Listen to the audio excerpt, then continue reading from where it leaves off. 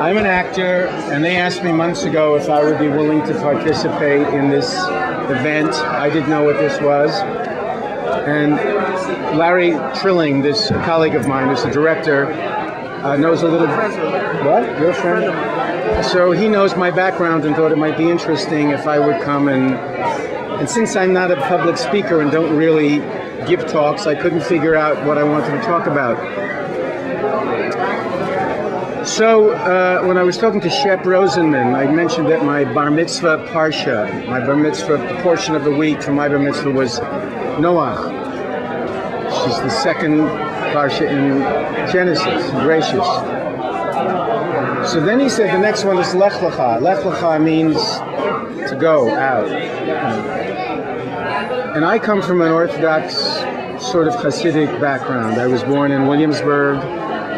I went to Yeshiva Torah Das. I went to Yeshiva Yitzchok Elchanan in the Bronx, Washington Heights. So that's the world I came from. So the first sentence in Lech Lecha is Vayomer Hashem el Avram, Lech Lecha, Me'atzecha. And God says to him, you'll have to leave your country from where you were born, from your father's place, and you'll go to a country or a land that I will show you. So I thought about what Lech Lecha means, what was my Lech Lecha, what was my going out, where did I leave? I left the world of tzitzits and tefillin and kosher, and I became an actor. And how does the world of Judaism live in me today? How does it affect me? What are my dreams? So my first Broadway show was an understudy for Joel Grey. I'm just sort of spinning now. And I was still Shomer Shabbos, and I didn't travel on Shabbos, and I knew I had to be at the theater every Friday night and Saturday, and I lived in Great Neck in my parents' house on Long Island. So I took a hotel room for Friday night and Saturday so that I wouldn't have to ride on Shabbos. And I fell in love with a girl who was a dancer on Broadway, who was very beautiful, and I didn't know how to meet her. And it was Hanukkah time, and I sent invitations to all the Broadway theaters saying, for the next 8 nights, in the Brooks Atkinson Theater on the 5th floor, in a little dressing room, I'm lighting Hanukkah candles, and whoever wants to come, should come. So that's how I met my wife, and we're married 41 years. I guess in trying to figure out what part Judaism plays in my life, those are the sort of things that came up for me.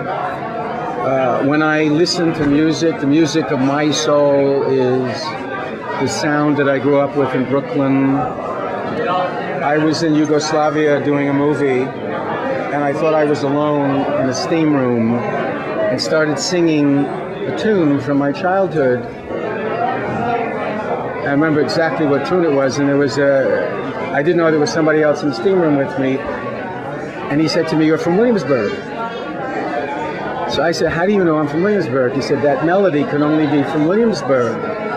And it turned out he was also in the film, and he's a guy who collects nigunim, he collects tunes. It was Chaim Topal, who was an Israeli actor, but he collects all these Hasidic tunes.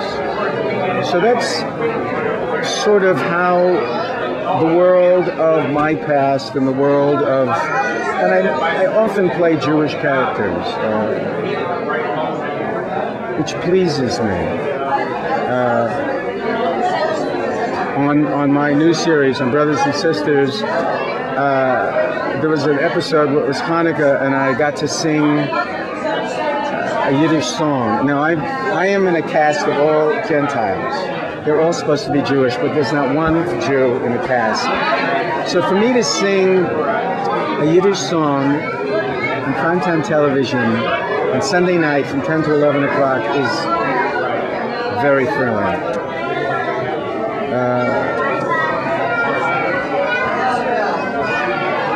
So anybody can participate in this now. Anybody who wants to talk about their world and what it means to be a Jew in the world that they live in, please. Did you feel like you were going on a journey when you started this journey, or it just sort of happened? I mean, the journey of which journey? The leaving Orthodox Judaism? Yeah. You know, when I got married, my wife, who was a dancer, had to go to mikveh. She's Jewish. Because our rabbi was an Orthodox rabbi, and she didn't know what mikveh was. And it was a traumatic event for her. Because my mother said to her, I went, my mother went, my grandmother went, you'll go. So I asked a rabbi Rabbi Wolf in Great Neck, to make sure that the mikveh, this was 1966, make sure the mikveh my wife goes to is modern and she won't get frightened, because after all, she's a blonde with hair down to here, who's a dancer on Broadway that wears false eyelashes.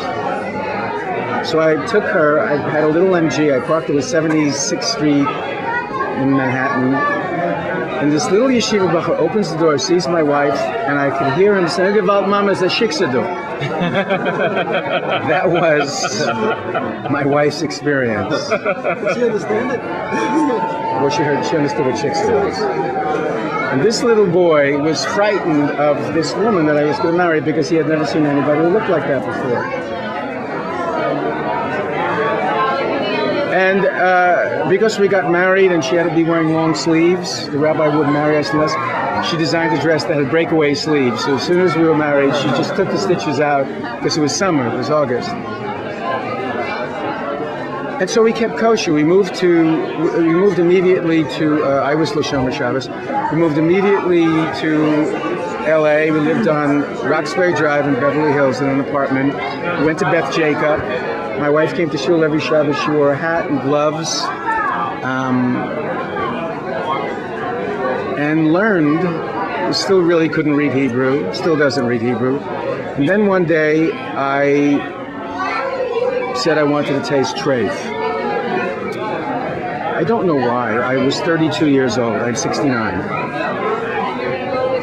It was time for me to start the journey that you asked about.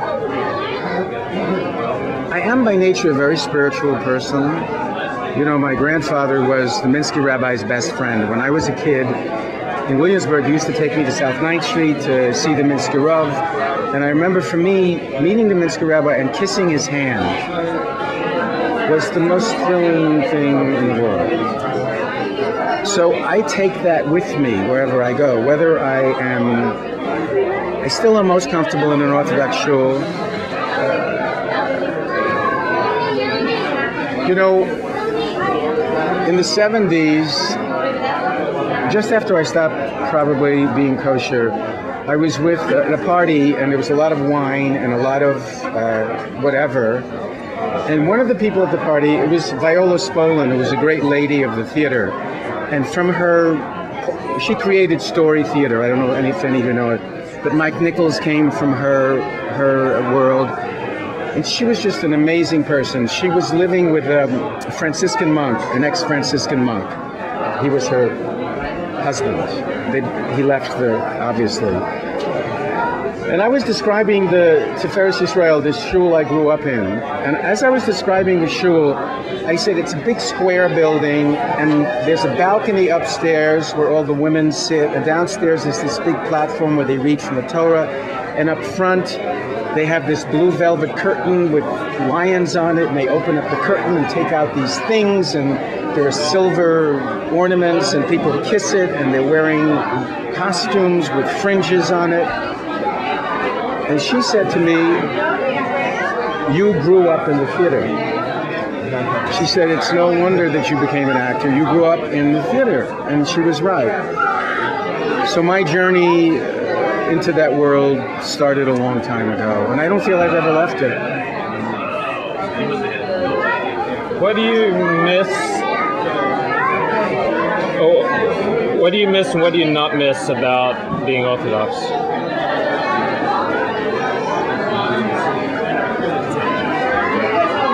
I don't know that I miss anything, because everything I loved about being Orthodox is in me. the smells, the sounds. I could still daven if I want to. There's a lot I don't miss. I don't miss